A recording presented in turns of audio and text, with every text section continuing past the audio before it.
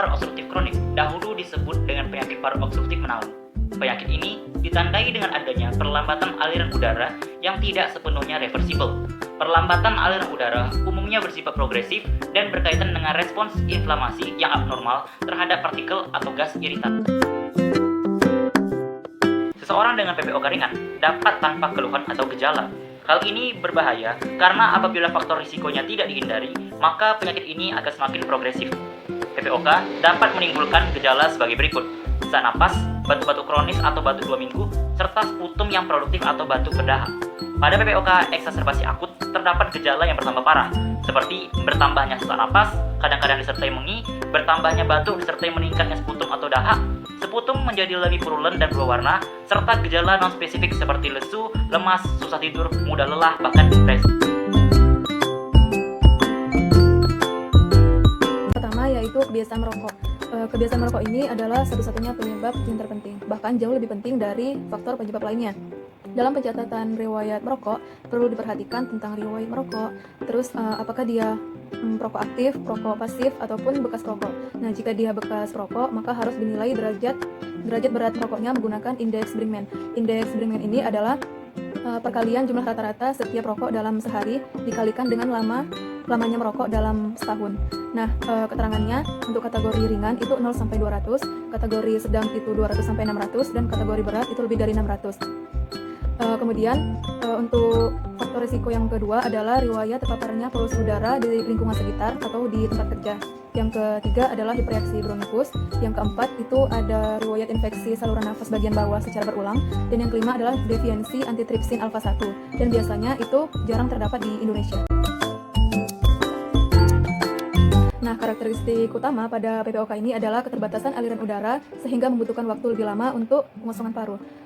Untuk patofisiologi pada pasien PPOK ini, menurut The Global Initiative for Chronic Obstructive Pulmonary Disease tahun 2017, yang pertama, keterbatasan aliran udara, yang kedua, ketidaknormalan pertukaran udara, yang ketiga, hipersekresi mukus, yang keempat, hipertensi pulmoner, yang kelima, eksaserbasi, dan yang keenam, gangguan sistemik. Nah, yang pertama ada yang bernama spirometri. Nah, spirometri ini merupakan suatu pemeriksaan yang dilakukan untuk mengukur secara objektif fungsi paru-paru atau ventilasi dalam indikasi medis. Dan alatnya itu bernama spirometer. Yang kedua, ada radiologi, itu ronsen thorax. Nah, bila PPOK-nya sudah ekserbasi akut, maka dilakukan pemeriksaan analisis gas darah, DPL, sputogram, dan kultur MOR. Jika pasien kita adalah seorang perokok, maka kita harus memotivasi dia dan mengedukasinya agar segera berhenti merokok. Karena salah satu faktor risiko terbesar seorang bisa terkena PPOK itu adalah karena dia merokok. Nah, yang kedua, bisa dengan terapi non-farmakologi seperti rehabilitasi, itu contohnya seperti latihan fisik dan latihan pernapasan, kemudian terapi oksigen jangka panjang, pemberian nutrisi yang cukup, dan ventilasi mekanik. Selanjutnya ada terapi farmakologi, biasanya digunakan golongan-golongan obat seperti bronchodilator, contohnya beta-2 agonis, yaitu yang short dan long acting, dan antikolinergik seperti ipratropium dan lainnya. Kemudian juga digunakan golongan-golongan obat seperti metilsantin, contohnya teofilin, dan juga ada digunakan golongan obat kortikosteroid dan fosfodiesterase 4 inhibitor. Di dalam sebatang rokok terkandung 4.000 jenis senyawa kimia beracun yang berbahaya untuk tubuh, di mana 43 diantaranya bersifat karsiogenik. Dengan komponen utama, nikotin, zat berbahaya penyebab kecanduan. Tar bersifat karsiogenik, karbon oksida menurunkan kandungan oksigen dalam darah. Merokok dapat menyebabkan berbagai penyakit, khususnya kanker paru, stroke, penyakit paru obstruktif kronik, penyakit jantung koroner, dan gangguan pembuluh darah, penurunan kesuburan, gangguan kehamilan, gangguan pertumbuhan janin, gangguan imunitas bayi, dan peningkatan kematian perinatal. Selain berdampak buruk bagi kesehatan perokok itu sendiri, asap rokok orang lain juga berbahaya bagi kesehatan orang di sekitarnya yang dalam hal ini menjadi perokok pasif.